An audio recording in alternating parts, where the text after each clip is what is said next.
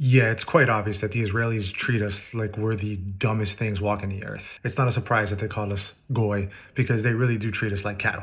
This is an insult to our intelligence, this whole interview. What information did you have that Iran was about to carry out an imminent attack? No information whatsoever. That's what they had. One good indication was that for 47 years they've been saying death to America, death to Israel. Believe it. Yeah, but that's 47 years, but why that day? Newsflash, bro. You can't be an imminent threat for 47 years. That would literally be the complete opposite of imminent. They were ramping up their capabilities with the ballistic missiles. They were stringing along the negotiations. They always lie.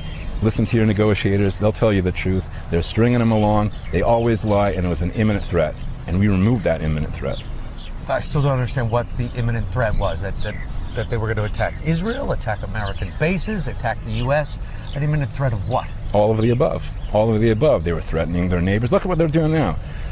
They're shooting at all their immediate neighbors. The mask is revealed. The mask is revealed. Yeah, okay. There's only one death cult in the world, and it's called Zionism. It is so obvious that with the Israelis, every accusation is literally just a confession. This is all just a self-reflection. He might as well be talking about his own country, which isn't even really a country. These guys, it's a death cult that not only called and killed Americans for 47 years and Israelis for 47 years. They have been killing Americans for 47 years. Really? When and where? Now they're killing their neighbors. Of course they're firing now because they're under attack. There's a hot war going on. I'm trying to understand what started this war. They slaughtered thousands, tens of thousands of Iranians. They slaughtered them on the streets. 30,000 innocent people were slaughtered on the streets in a matter of days. 30,000 innocent people were slaughtered in the streets in a matter of days. Yeah, well, if that were true, then that means that Iran should have been riddled with bodies. And considering there are Israeli assets all over the region who have access to the internet, have cell phones as well, you would think that all those bodies would have been plastered all over the internet.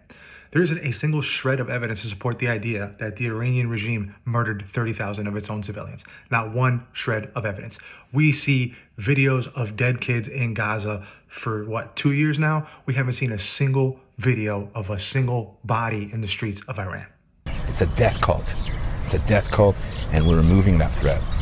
President Trump said that Iran was weeks away from developing a nuclear weapon. Iran has been weeks away from developing a nuclear weapon since 1995, according to Netanyahu. Yeah, that's weeks away, by the way, since 1995.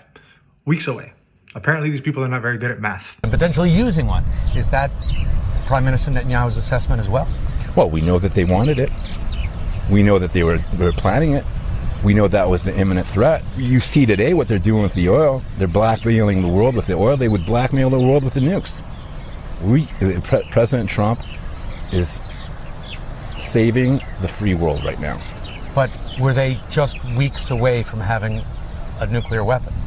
Well, that was their intention. I don't know if it was weeks or months or whatever it was, but it was an imminent threat. So you don't know if it was weeks or months, but it was imminent. I mean, the disrespect that it takes, the audacity that it takes to just tell these bold-faced lies is astonishing. But I put nothing past these Zionists. Certainly the ballistic missiles that they were trying to bury underground would have been immune. And then what? We'd leave this threat for our kids, for our grandkids. No, we got to do it now. The price of action is often high. The price of inaction is often much higher. I can't tell you how grateful I am that millions of people are seeing through this, because this is ridiculous. These people think themselves masters of deception. And the irony is they're not even good at lying.